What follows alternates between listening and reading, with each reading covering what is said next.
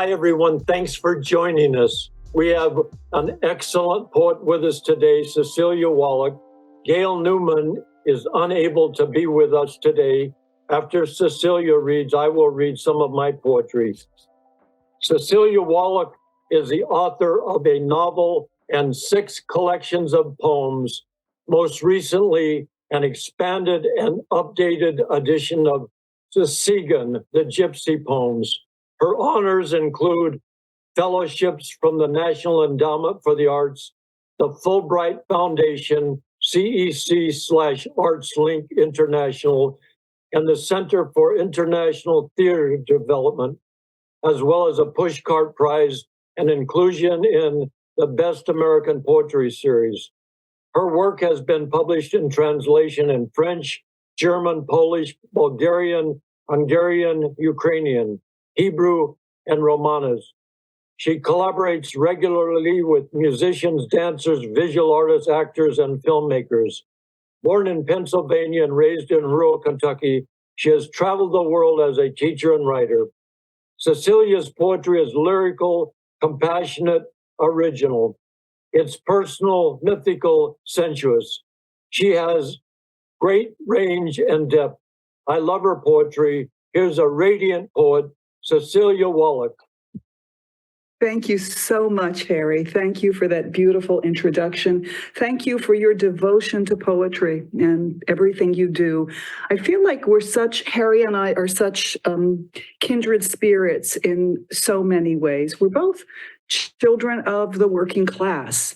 And because yesterday was Labor Day, as well as a celebration for Harry's birthday, I would like to read from a new manuscript I have never read from before, but this is a long poem that is coming out as a chapbook from Accents Publishing in early November.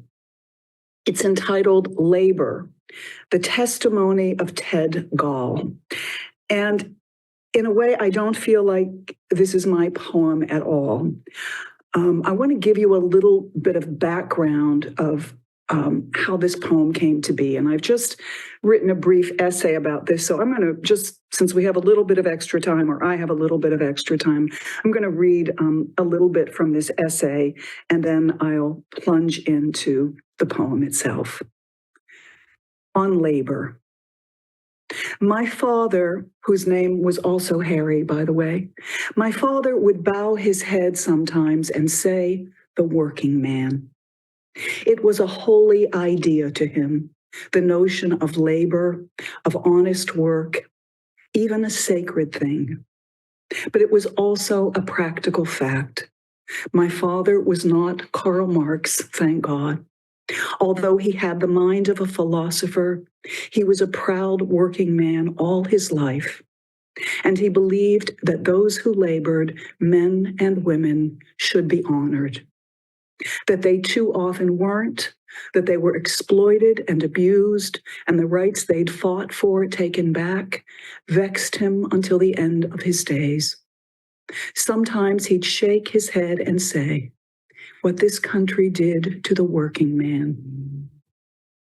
He had been born in a coal mining town, a company town in a company-owned house, and he'd watched his stepfather and his older stepbrother from the time he was 12 years old descend every day into the bowels of the earth and come back so covered with coal dust that only their eyes shone out of the blackness. Sometimes not having made a dime for 12 or 16 hours of work. They were only paid for the coal they dug, and once the boss had weighed it and shorted it, and the company had deducted for the rent of their picks and helmets and lanterns, and what they owed to the company store for food, there was often nothing left in their pay envelopes. When that mining town, Russelltown, Pennsylvania, became the epicenter of the biggest miners' strike in history in 1927, my father was 3 years old.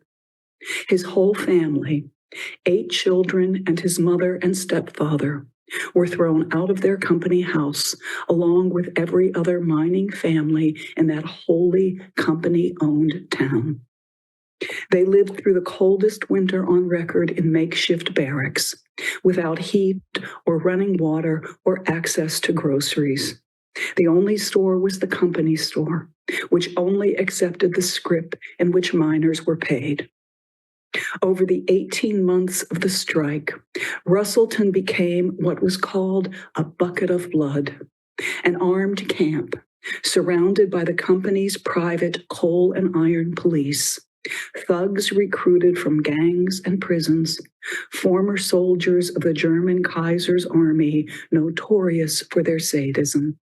They beat and terrorized the men, raped their wives, brutalized their children, kept out the press, and prevented any aid that was sent from the outside world from getting in. Until finally, that December, the Communist Party USA managed to slip into Russellton with food and fuel for stoves and warm clothing, even Christmas gifts for the children. If my grandmother hadn't already been radicalized, she was radicalized then. Like many others in Russellton, she joined the CPUSA, which tried to organize an alternative union for the miners, since the UMW, after having called the strike in the first place, withdrew its support. The strike ultimately failed, crushed by the power of the coal companies in collusion with the governor of Pennsylvania and the state police. Most of the miners were immigrants without property or resources, recruited from the old country with false promises of prosperity. Many didn't speak English well, if at all. They had few, if any, options, and no leverage against their employers without the collective force of a union. Those who were allowed to go back to work in the mines went back for even lower wages than they'd earned before the strike. Others were blackballed, like my father's stepfather and stepbrother. The family moved back to the immigrant slums on the south side of Pittsburgh, where they mostly survived on proceeds from the sale of the bathtub gin my grandmother brewed and sold to the cops. Two of my father's little brothers would die as children, and one of his stepsisters as a teenager, of causes related to poverty. Nothing had changed that hadn't changed for the worse. But in my father's lifetime, change would come. The miners' strike, in fact, contributed to the stock market crash of 1929, when the scale of the inequality between the hungry masses, the working class, and the voracious captains of industry and capital became so vast that the whole structure collapsed and plunged the country and most of the world into the Great Depression.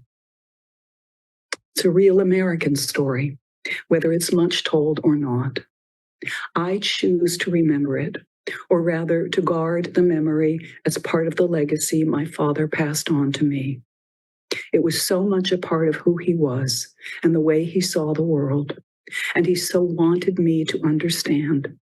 When I sometimes failed to understand, he would throw up his hands and say, "But honey, you've been to college." There was so much they didn't teach me there. In 1932, Franklin D. Roosevelt was elected to the first of 4 terms as U.S. president. He ushered in the New Deal, regulating the banking industry, creating a social safety net that included unemployment insurance for the first time, and giving workers the right to organize into unions. He appointed the first woman to a cabinet post, Frances Perkins, the architect of Social Security and Medicare. He signed an executive order prohibiting government contractors from engaging in employment discrimination based on race, color, or national origin. His administration created the Civilian Conservation Corps to provide work for young men from the inner cities, improving public lands, forests, and parks. My father joined the CCCs when he was too underweight to join the U.S. Navy. And he joined the U.S. Navy. He volunteered for the Flying Tigers in China. He served on an aircraft carrier in the Pacific, fought in the Battle of the Philippines, and when he came back to the United States, after having his first brush with the law, he was imprisoned in the Virginia State Penitentiary for 5 years. But when he got out, he got a job with the railroad. He met and married my mother. And by the time I was born, he had a good union job as an airplane mechanic. That allowed him to support a wife and 7 children, to send 5 of us to college, to build a house in the countryside, to live, in fact, the American dream. And he lived long enough, sadly, to see it begin to recede again as union membership declined and declined, especially after Ronald Reagan fired the air traffic controllers in 1982. As my father was dying, he sometimes called out into the darkness, "What happened to all those guys? What happened to all those guys who worked so hard?" One of those guys was Ted Gall. In the course of researching this story and my family's history, I came across a book by a woman named R.S. Sukol, Suzanne Sukol, whose father, Ted Gall, knew my grandmother in Russellton and was a coal miner starting at age 14, an activist, member of the Communist Party USA, activist in the civil rights movement, which was connected to the Communist Party USA. Later was a fugitive from both the FBI and the Soviet KGB. Suzanne invited me to her home and invited me into her father's archive. He had carefully cataloged everything and left this for her. He really wanted the world to know this story. In that archive, I made notes from his testimony, his words, and these words comprise the poem that is coming out in this chapbook, Labor. So I'd like to read from that today. And these are not, I hesitate even to call myself the author of this poem. The poem was already there in Ted Gall's archives. All of these words, save 2 or 3, are his words, his phrasing. It's important to understand that men like Ted Gall didn't have much education, but they were autodidacts, and they also were able to go to what was called the Little Red Schoolhouse that the Communist Party USA set up in different cities around the world for immigrants and poor people and working people to take classes.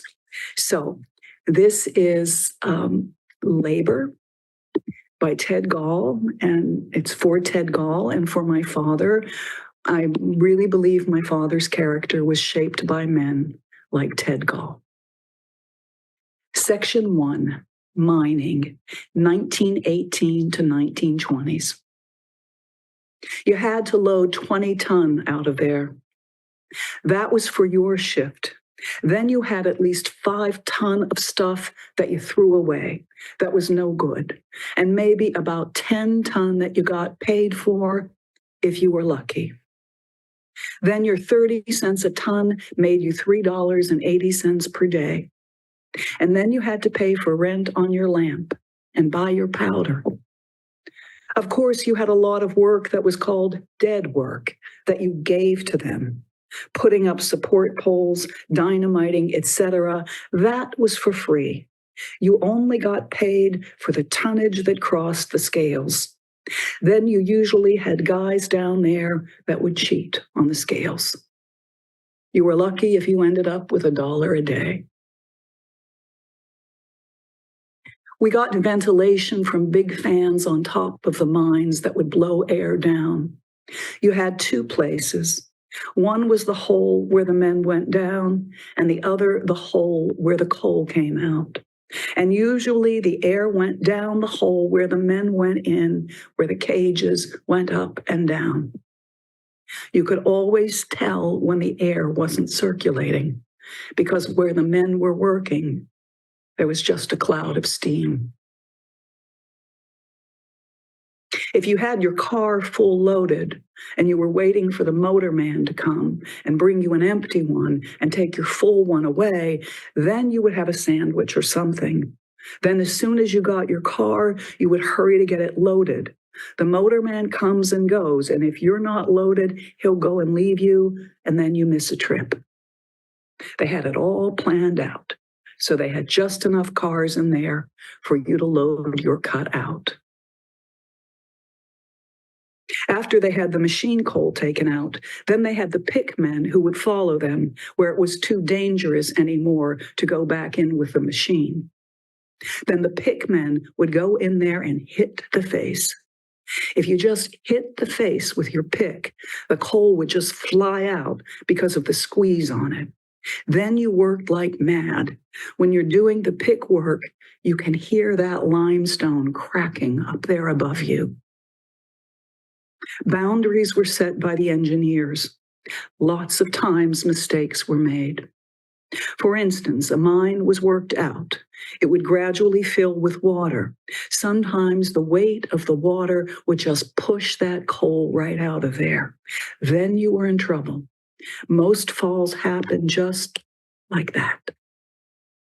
The company, even if they knew they had a bad roof, wouldn't do anything about it until they had a fall. Then they took care of the effects. Prevention, that was something else again. That they didn't do because that took money. Now in Rural Ridge, the town next to Russellton, going down toward the river by the turnpike, they had a fall. A man was caught under it, and they had mules in the mine to move the cars around, and a mule was caught in the fall too. There was a lot of screaming and commotion, and the men working in the other room heard it and came over to where the fall was. The boss, he was sitting on a mule's head to try to keep it from thrashing around. Now, the first man that got over there, the boss told him to sit on the mule's head and to hold that mule's head down. This old Polish man said, "Shit on you. That man over there is understuff." The Polish man was fired because he wanted to help the man under the fall instead of sitting on the mule's head. A mule cost money, and they could always hire another man. Section 2, Unions, 1920s to 1930s. All the Gall boys worked in the mines. I went to work when I was 12 years old, driving the mules. That was 1918. There was a shortage of workers then because all the fellows were in the service. But as soon as the war was over and the older fellows returned, then the kids weren't wanted anymore. In Russellton, if you didn't have someone to get you into a mine or a job, then you had to go to some relations, somewhere like Detroit. I didn't go to any relations. I went in the Army. I was 14. It was an escape. It was the way out, because otherwise there was nothing. There was nothing there. After a year in the Army and 4 years in the Marines, I came back to Russellton and went to work in the mines. We had to strike for better conditions. We had to strike every step of the way. John L. Lewis and those guys got big names, but any progress that was made over them and in spite of them. They were getting good wages. They were getting good salaries from the dues that were paid by the miners. They didn't want that disrupted. They had a working agreement with the coal companies, and everything went along real fine for them. If you wanted any progress at all, it was only through wildcat strikes. During the 27 strike, when people were being evicted out of their houses, my brother Irvin was building barracks for the evicted people to live in. The company didn't like this. The company owned the houses so they could evict people if they didn't work. They wanted workers to have no place to go. They wanted them to have nothing, so they would just acquiesce. Because of the strike, I got away from the mines, and it wasn't until November 1928 that I went back. I guess I was desperate. You just couldn't get a job. I had been really sick with the flu in February 28, when we were all really sick with it, and Irvin died from it. And then Roosevelt came in, and then you were allowed to organize for unions again. But the company had people who would tell the bosses what was going on. They maneuvered a fellow to work with me. He was telling the company everywhere I went and almost my thoughts. The coal and iron police, they controlled all the roads around the coal camps. I went into Butler County to organize there. I didn't even have one contact to talk to. I would go and wait alongside the road when the people came out from work. I would walk alongside them and talk to them as they were walking home. They were frightened. They were afraid to talk to anyone for fear that someone would report them to the company. At Russellton, after we had reorganized there and had a semblance of a union, we had no way of collecting dues and had no contract with the company. Everything was more or less free will. Good fellows, strong fellows, mentally, morally, every way strong fellows, but they were frightened. We had to collect dues out on the road, on the public road. They would drop their dues money on the ground and then walk across the road to the other side so that they wouldn't even be seen talking to us. But we succeeded. We succeeded. Our fight was not only against the company, but also against the hierarchy that was running the union. Everything was stacked against the workers. The Republican Party and the Democratic Party, they were run by the hierarchy of the union officials and the coal company bosses and owners. We had to build a movement of our own.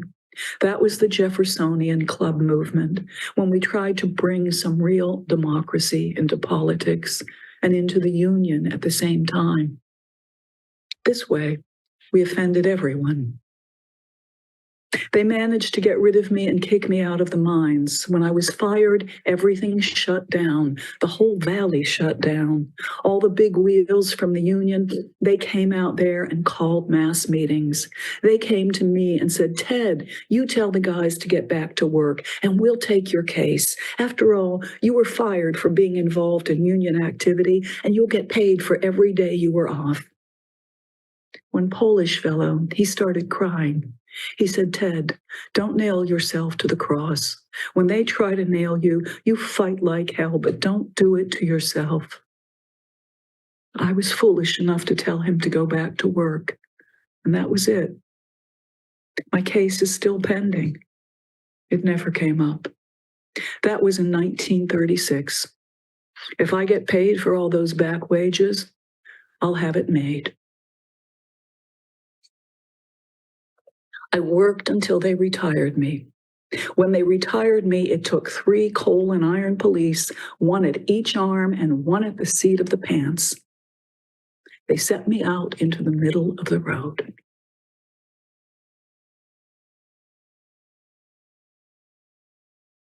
Section 3, God.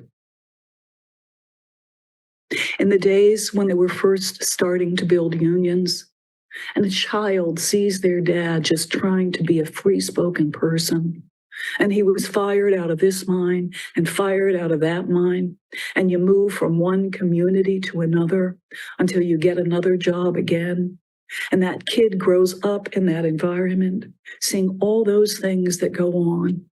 He sees the management as they go to church in those nice white wagons and sit in the front row. Poor old Charlie Knocker, he goes and has to sit in the back row. The kid sees this, and it makes him angry at the whole system.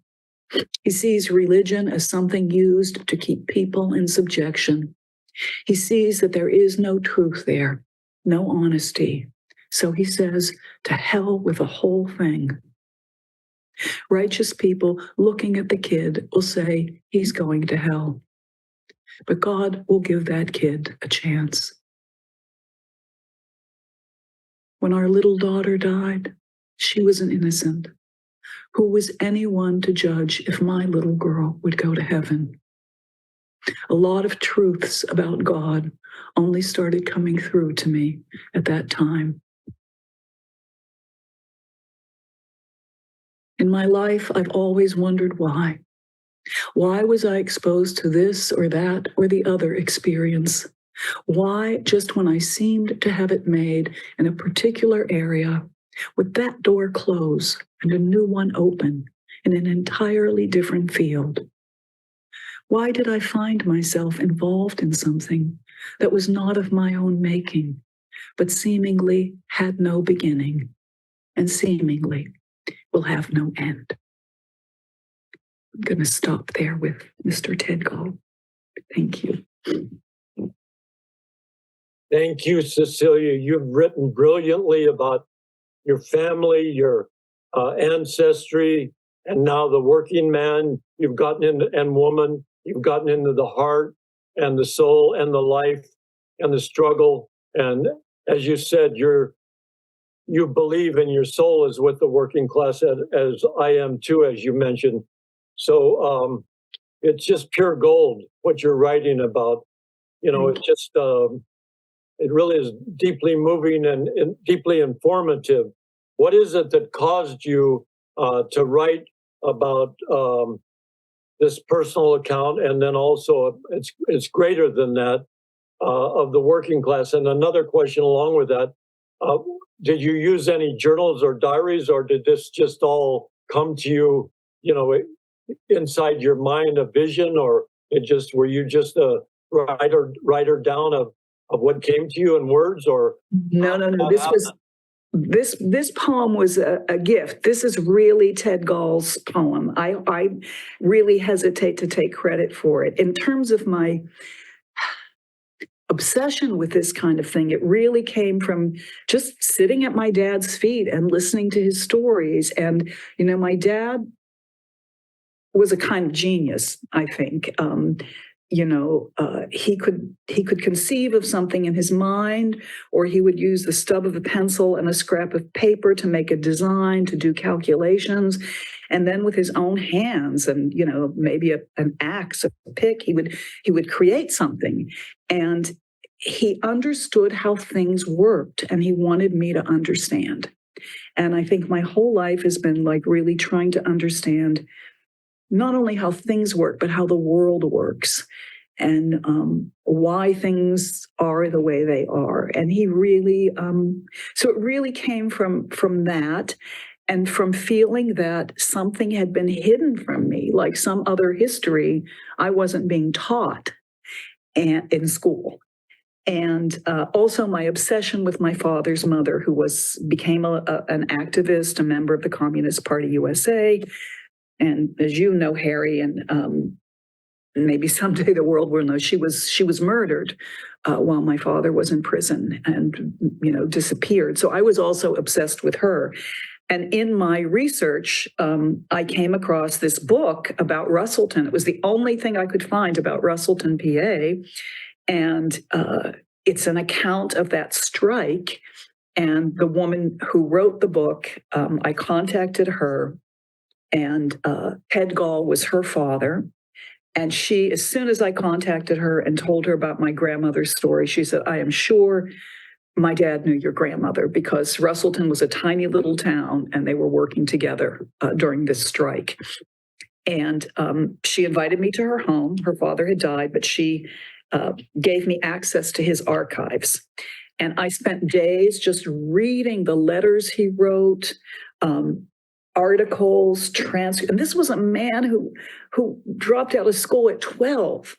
And Harry, he wrote, I mean, those are his words. Those are his words. So I went through his testimonies, his letters, and I just made notes, just writing down a lot of the things that he said. And then I didn't know what to do with them. And I thought I could incorporate this in the book I'm writing about my grandmother, but it just wanted to be a poem. You know, I started breaking it into lines and sections, and the poem was already there. I just was the discoverer. of the poem. And Suzanne, his daughter, is just, she's very happy that she knows that her father intended, he wanted his voice to be heard. He left that archive so carefully organized, Harry. He must have been a Virgo like you. I mean, everything was indexed. It was in 3-ring notebooks. I mean, it was amazing. And I sat in that basement in his archive for days, and I just felt that man's presence. I heard his voice, and I'm really honored that I'm able to bring this out into the world and share it. Well, it reminds me when you did your book, Segan, about your ancestry, and you're just bringing all this to light, and you do it in such a magnificent way. And it's also deeply touching. And it is a story of many Americans, and also your father putting the children through college, and your life, the transformation you've gone through. You're independent. You're an independent woman. You travel the world teaching. You've created your own life in poetry and creative writing, and it's just really a blessing. So I want to thank you very much, Cecilia Woloch. You certainly are a gift to us, just as the gift of words came to you. You told that person's story, and it's just, it's beyond amazement. It just really is, as you say, it is a gift. And so thank you for reading those poems. I can't wait to read the whole book, and I look forward to it. So thank you, Cecilia Woloch. Harry, thank you so much. Cecilia mentioned that yesterday was Labor Day, and so her timing was perfect. My dad and mom were both working class too. I'm going to read a few of my poems, where I read a poem about my mom, who was a postmistress. She was working, but I'm going to read a few of my other poems along with that. These are some early poems. It's from a book called Harry Northup Greatest Hits, 1966-2001, from Pudding House Press. This is the first poem I ever wrote. His dog. He wouldn't hitchhike, wouldn't ask anybody for nothing. He had a dog. Man asked him what happened to his dog. He died. He went everywhere with his dog. Freight trains all over. Fed him tortillas, frijoles. You could pet the dog, but don't touch the man. Why, those two went all over Texas together. That's a long state. Now he just travels alone. But for damn sure, every time he goes through Bakersfield on the Southern Pacific or through Texas, he thinks about that dog and what he used to feed him. The bedroom. I love your bedroom. The sheets are always clean and cold. The windows are on the east side and the south side. There's always a nice cool breeze. There's a quilt on the bed at the foot of the bed, next to the bed, even with the pillows, bowl, water, roses, the tops of. What was fresh finding the water in the bowl by the bed? Her father took her mother a fresh flower every day of her life. She is 2 years older, and she is beautiful and strong and delicate, sensual as the sun, keeping the night from being black in its pillow, the moon water. The images we possess kill the capturing. I know that sounds like an image trying to deny its own mother. She worked behind bars in a post office. This morning, after we took Dylan to school, we drove up the coast to Sunset. As short as the journey was, it was peaceful and warm. We sat in the car and watched 7 surfers, all of them wearing wetsuits. The second hot day in a row. Catalina could be seen from the coast highway. Only later did we notice the smog above the oil tanker in the southern end of the bay. As often as not, we talk about poetry and symbols and myths and how far is Mount Baldy? We see its caps, snowy.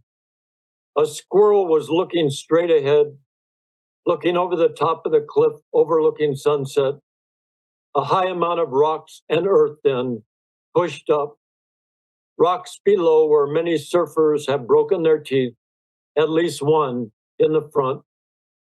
I honked, and in no time it was gone, turned and went back down to safety without taking time to think. Even in our own house, sometimes we talk low, sitting in front of the TV. Sometimes we sit looking at the TV with the TV off and talk to each other. Poetry is speaking and listening to one another.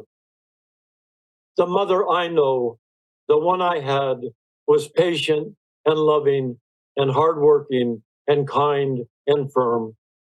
I thought about my mother today when the ocean was its bluest. She had blue eyes. Where does the ocean get its color? From the wind it blows past. In the morning when it is cool, we talk to understand what it is that is sometimes blue and sometimes gray. And we drove to see how bad the damage had been. You have heard this before, and you will hear it again. I love my mother. Ocean, ocean.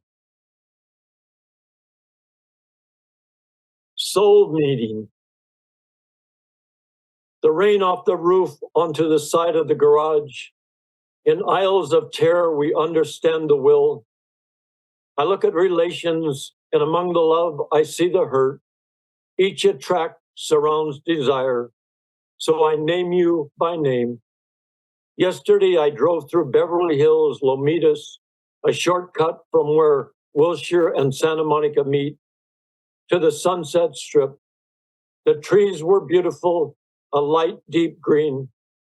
Always I name the poets and the stars, a deep, blinding posse. Your child, I will hold him. Lately, the soul has been sharp, strong, emotionally upset, kind, and thoughtful. Do you like the movies, Dylan? I kissed them, he said. She is my name I give you. I've always thought woman is a spirit behind the making of the city. Politicians argue over prepositions. Usually I name and pass. What is kind is beauty. What's an angel? He kisses people. I hold as much terror in the conscious. Journal is the most private place. To you maybe, but not to me. Poetry is the most private. Your child, I will hold him. It is the terror she goes through in the recent dream. It is one of the dead. The dead are telling me I'm not alive. But sharper than truth, the desire to control, to have at your disposal, to argue pure science as against thrashings and applied. You are the light through the microscope. Driving west on Santa Monica, left on Sawtell, over to Pico and cut across on Gateway, left and past the Santa Monica Airport and down Palms, across Lincoln, parked this side of a railroad track. I hold as much terror in because I argue I want ration, and it comes from a place that is difficult to experience. You have brought me back to life. When the emotion and intellect meet, I love it the moment you enter me. It is called soul meeting.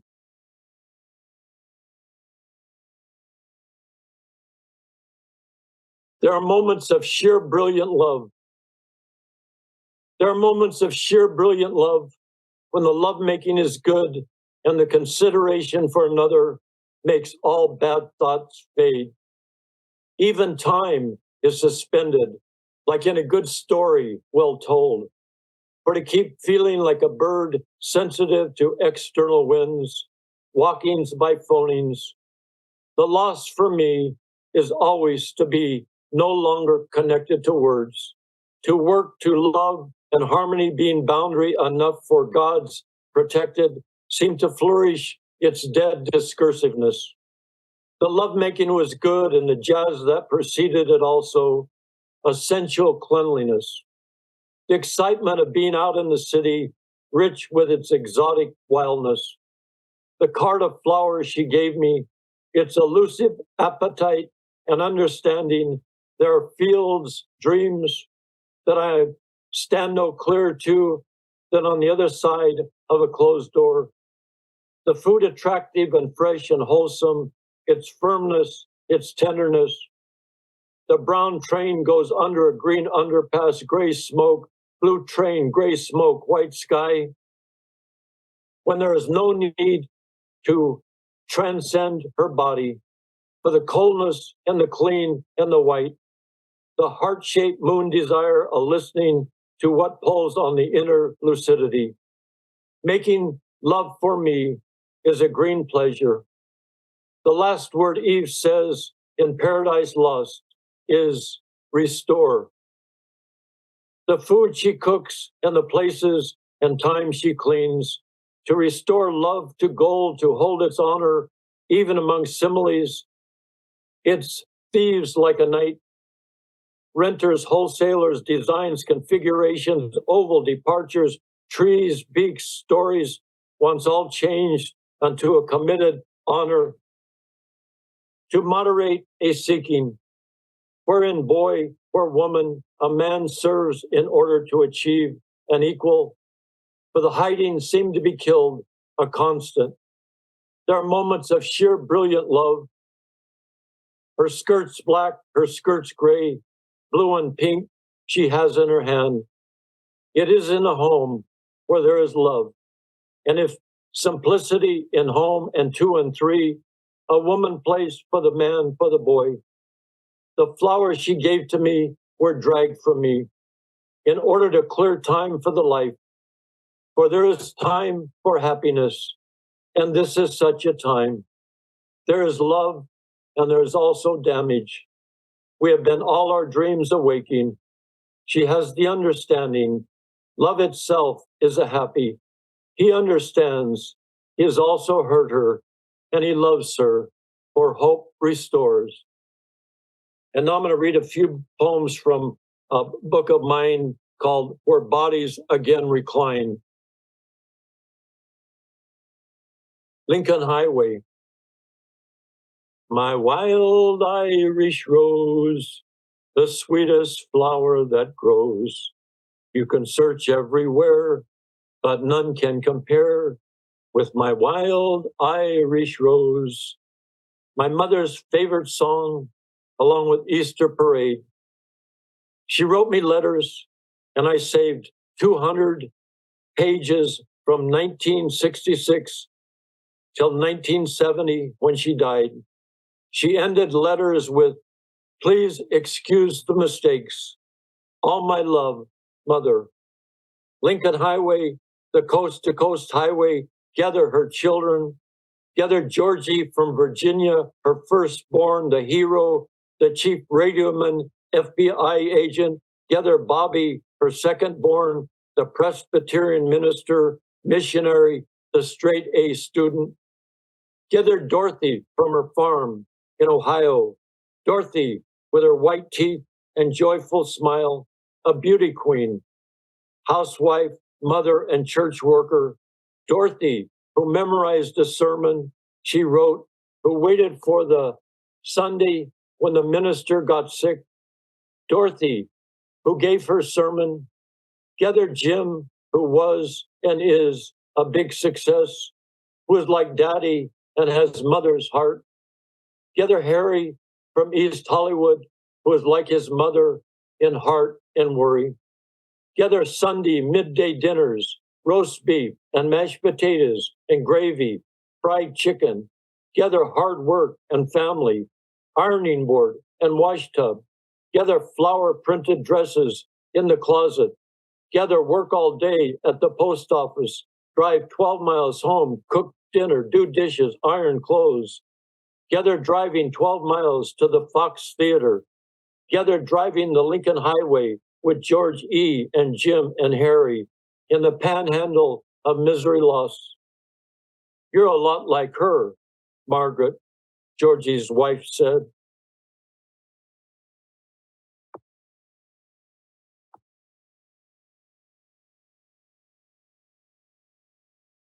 Where bodies again recline. In the primacy of law, the bootleg version, there will be no superiority of money, of celebrityhood, of lost lack, ignorance, rigidity, simple, down-home rootedness. There will be listening to one another, a recognition of brotherhood, a willingness to see past vertical mobility. There will be family, love, rosy cheeks, white teeth of love, blushing, no gender, skin loss, wall, wanting. Let's go. Friendship, simple as stone, as water, as here. What's in my pocket is what I place on the table. Where the visiting team is a home team. Where the son treats his brother like his mother treated him. Where glorious is not vanity. Where brother does not fly past brother to go to another land. Where competition actually has a heart of compassion. Where the airport is not a home, but a place to go inward from. Where barrenness, simplicity, honesty are virtues. Where godness, God, head, bones, skin, heart bend into wind, into Rockies, golden wheat, doors open, not only in small town daytime, but nighttime of dark souls, of all lostness, all humility, simply crisp night air, simply round moon, no fires, tall palm trees, quiet jubilees, quiet families eating dinner. Be still in the quiet wind after the burning. Porch where she stood. Jade Lake, Grasshopper, Black Bridge, White Pyramid, all family. White propeller sings, take me home, I am home. Hands embrace, long white smoke reclines, curves, yellow tail feather, boxcars and boxcars of coal heading east, yellow fans, smoke and fire, escape the fear. Car seat with sunlines vertical and horizontal, thousands of thin windmills, whitely visible, faraway hills, reflectors ready for snow visibility. Golden roads flow beside each other, tumble into circular bales of straw, golden feathers, sister's heart, mercy and tenderness, golden leaves, square golden tin among greenery. Take me home, yellow flowers. I am home, buttercups, yellow leaves, green and golden floors hold lostness. Journey into glass smashes face, does not break, cleanses, does not severe.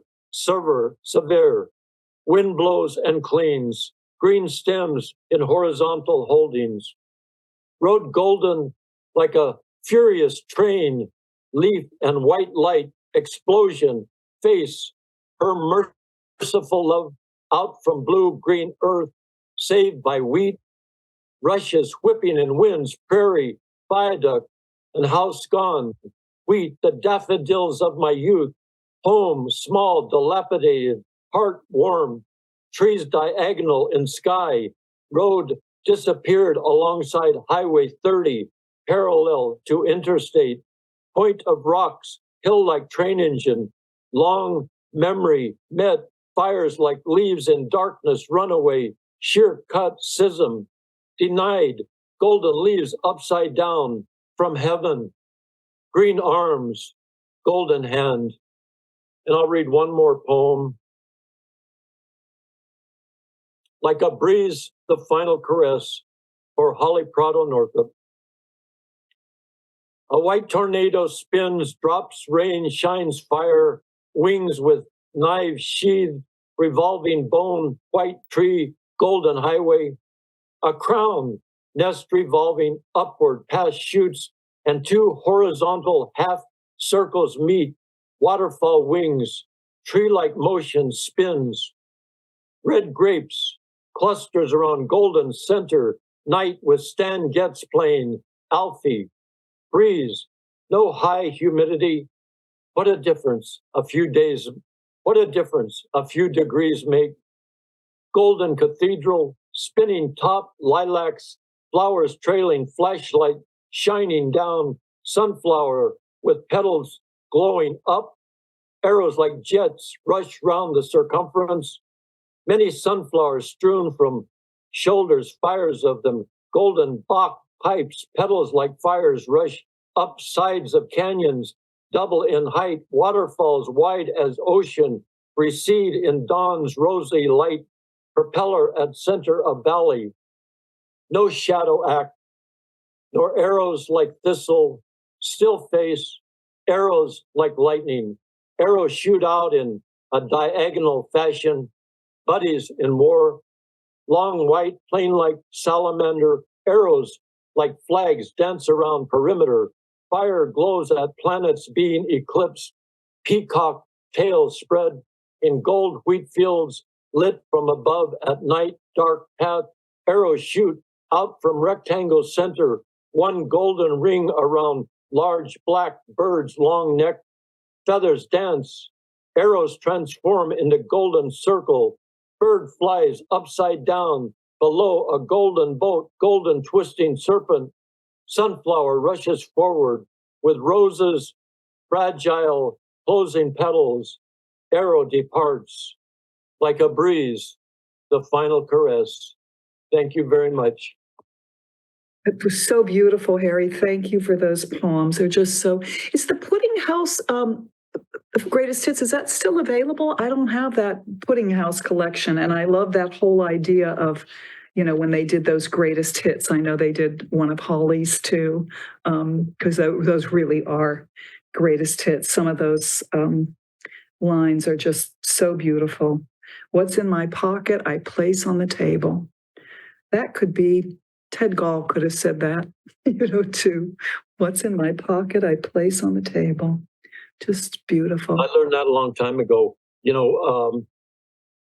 That was a Pudding House press in Ohio. They just did a certain number of those. Mm-hmm. I think that's defunct by now.